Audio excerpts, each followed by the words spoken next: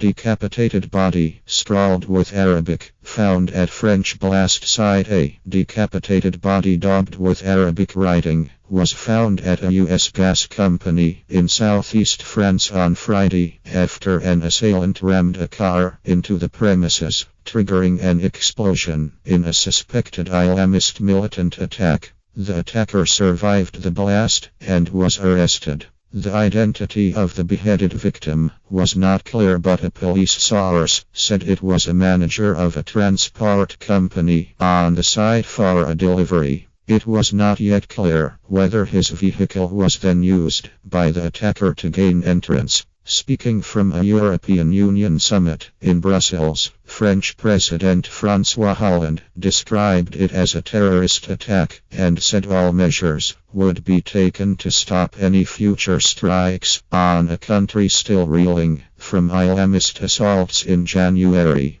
Interior Minister Bernard Cazeneuve said one suspect, named as Yassine Salih, had been arrested, and police were holding other suspected accomplices. He said Salih did not have a criminal record, but had been under surveillance from 2006 to 2008 on suspicion of having become radicalized by Islamists. A person was killed and decapitated, and the anti-terrorist section of the Paris prosecutor has been immediately deployed. Cazeneuve said at the scene of the attack, in an industrial zone by the town of Saint-Quentin-Falvier, 30 km 20 miles southeast of Lyon. French media said Salih was a 35-year-old professional driver who lived in the Lyon suburbs. There was no official confirmation of that, but Europe 1 Radio interviewed a woman they identified as his wife. In the morning he left for work and didn't